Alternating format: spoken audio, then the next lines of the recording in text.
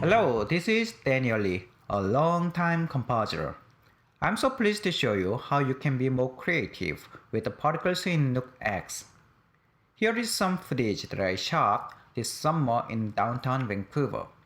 Let's say this is one of the shots your client had sent to you to clean up some lighting gears or add some futuristic buildings. Let's say you have finished all they had asked for in a few days. But suddenly the client says, I forgot to say the time period is supposed to be fall. Please change the tree's color to look like it was shot during the fall and add some wind.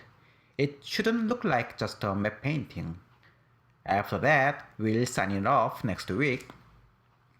This kind of situation is not uncommon in post-productions for TV or films. Traditionally, this task is assigned to a 3D department and it takes days or weeks until you get some rendered images to play with in comp. With particle techniques in Nuke X, however, you could be a brilliant composer and finish them all in Nuke X. This is what I have made in Nuke. Lots of colorful leaves have been added and they are flickering. Also, some leaves are falling from the tree and leaves on the ground. You can do all of these in Nuke X in a relatively short period of time. Let's begin to make some leaves, very small leaves. Make a new format size like a 64 by 64 and a noise with a leaf color you wish to make.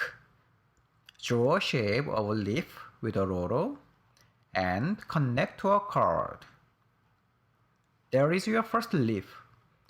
And let's add a procedural noise and it will generate a random 3D noise animation on the card. Now we need to animate it. Instead of trying to make some animation in a particle node, it would be a lot easier to animate rotations in a transform geo node. Move the pivot a little lower and animate the XYZ rotations. Instead of animating them manually, you can use one of my favorite random expressions. Right-click and select Add Expression. Type the expression exactly like this. Assign each variable into a slide in the User tab, and it will be very convenient for you to control the randomness of the rotations. Once you made a decent movement that you are happy with, inject into a particle emitter. Connect the leaf into the particle, and you need a geo like a cube for the emit input. You could use any types of geo you made in Nuke or also imported geo as well. You can emit the leaves from a point, edge, faces, and bounding box. But since we don't want to change the shapes of the trees, it would be better to emit them from a point cloud of the real trees. One of the upgraded features in Nuke 7 is you can generate a very nice point cloud and you can do many things with them. Get a point cloud node, connect to a plate and a camera for the plate, and then analyze it.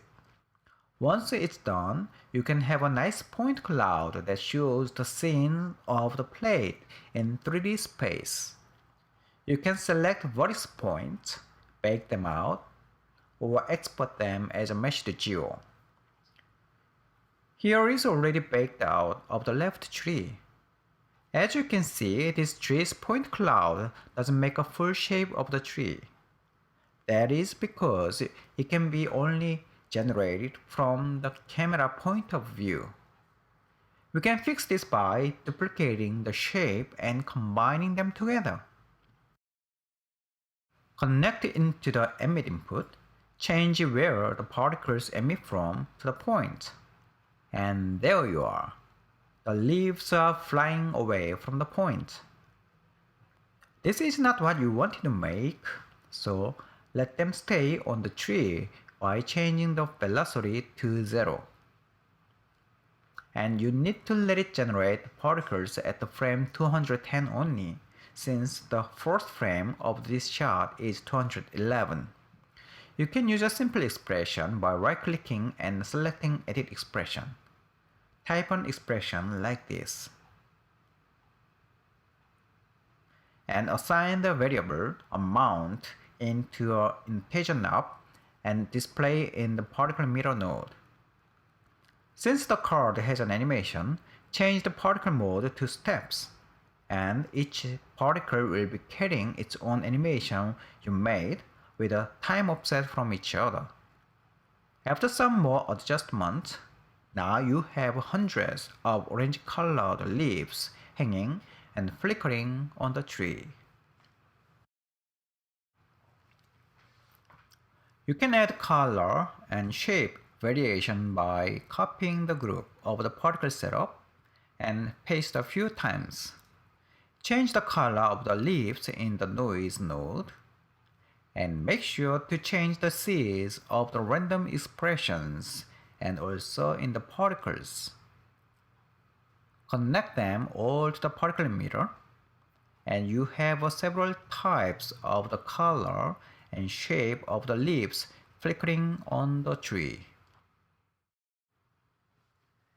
In the next tutorial, we will keep adding leaves on other trees and lighting them with the sunlight.